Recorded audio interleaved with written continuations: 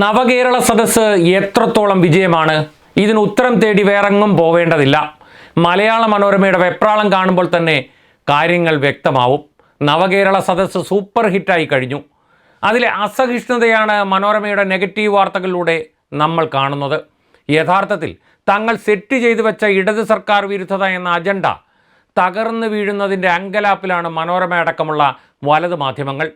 UDFന് ബുദ്ധി ഉപദേശിക്കുന്ന മനോരമയും കനകോലുവും എല്ലാം ചേർന്ന് കെട്ടിപ്പൊക്കിയ നുണക്കോട്ടകൾ മുഖ്യമന്ത്രിയുടെ നേതൃത്വത്തിൽ ജനങ്ങൾക്കിടയിലേക്ക് ഇറങ്ങിയ ക്യാബിനറ്റ് തകർത്ത് തരിപ്പണമാക്കി കഴിഞ്ഞു. പാവത്തുങ്ങൾ എങ്ങനെ ഇതെല്ലാം സഹിക്കും? നവകേരള സദസ്സ് എന്ന ആശയം കേട്ടപ്പോൾ തന്നെ മനോരമ സദസ്സിനെതിരെ പ്രചരണം തുടങ്ങിയതാണ്. ആദ്യം ആഡംബര ബസ് എന്ന തള്ള്. വണ്ടി വന്നപ്പോൾ ആ പ്രചരണം പൊളിഞ്ഞു. ഒരു സാധാരണ യാത്രാ ബസ് മാത്രം. എന്തായാലും യാത്ര തുടങ്ങുന്നതിന് മുമ്പ് തന്നെ നവകേരള സദസ്സിന് പണമൊന്നും മുടക്കാതെ മനോരമ അടക്കമുള്ള വലതു മാധ്യമങ്ങൾ വക നല്ല പ്രചരണം ലഭിച്ചത് മിച്ചം.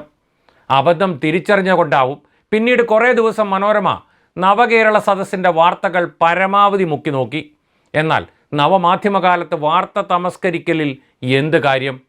ഓരോ കേന്ദ്രങ്ങളിലും നവകേരള സദസ്സിലെത്തുന്നത് പതിനായിരങ്ങൾ. സമൂഹ മാധ്യമങ്ങളിലൂടെ ദൃശ്യങ്ങളും ചിത്രങ്ങളും വിവരണങ്ങളും സഹിതമെല്ലാം ജനം തത്സമയം അറിയുന്നു. അപ്പോൾ പിന്നെ വാർത്ത മുക്കാൻ നോക്കിയിട്ട് കാര്യമില്ല. ഉടനെടുത്തു ആവനാഴിയിലെ അടുത്ത അമ്പതവ പഴിപറയൽ. അതായത് പ്രാദേശിക പേജിൽ അരപ്പേജ് നെഗറ്റീവ് വാർത്ത, ജനറൽ പേജിൽ അരപ്പേജ് നെഗറ്റീവ് വാർത്ത. വാർത്തകൾക്കെല്ലാം പൊതുചേരുവ. കരിങ്കൊടി, ഷൂവെയർ, മതിലുപൊളി, ശകാരം, തെങ്ങ് മുറിച്ചു, പ്ലാവ്, ഇങ്ങനെ ഒരേ പതിവ് പാറ്റേൺ. ഡിസംബർ 1 മുതൽ ഇതാണ് മനോരമയുടെ ഒരു ശൈലി. ഡിസംബർ 2 ലീഡ് വാർത്തയടക്കം 7 നവകേരള സദസ് വിരുദ്ധ വാർത്തകൾ. 3, 5, 6, 7, 8 തീയതികളിൽ ഇതേ രീതി തുടരുന്നു.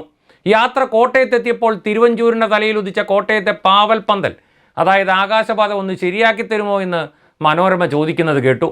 അതായത് എതിർക്കുമ്പോഴും മനോരമയ്ക്ക് പോലും ഒരു സത്യമറിയാം. നാട്ടിൽ എന്തെങ്കിലും നടക്കണമെങ്കിൽ LDF തന്നെ വേണം. നാട്ടുകാർക്കും അത് നന്നായി അറിയാം. ദേശീയപാത വികസനം, GAIL pipe line, Kochi Edamon power highway, വിഴിഞ്ഞം തുറമുഖം, ലൈഫ് വീടുകൾ, മുഖച്ഛായ മാറിയ പൊതുവിദ്യാലയങ്ങൾ, മികവിൻ്റെ കേന്ദ്രമായ സർക്കാർ ആതുരാലയങ്ങൾ, വീട്ടിലെത്തിച്ചു നൽകുന്ന ക്ഷേമ പെൻഷനുകൾ, ജനം എല്ലാം കാണുന്നുണ്ട്. അവർ സർക്കാരിനെ വിലയിരുത്തുന്നുമുണ്ട്. സ്വന്തം അനുഭവങ്ങളുടെ അടിസ്ഥാനത്തിലുള്ള അവരുടെ ഉത്തമ ബോധ്യമാണ് നവകേരള സദസ്സിലെ വൻ ജനസഞ്ചയം. പ്രതിപക്ഷത്തിൻ്റെ ഓരിയിടലുകൾക്കും നിങ്ങളുടെ നുണക്കഥകളും കൊണ്ട് അതിന് തടയിടാൻ കഴിയില്ല എന്നതാണ് സത്യം.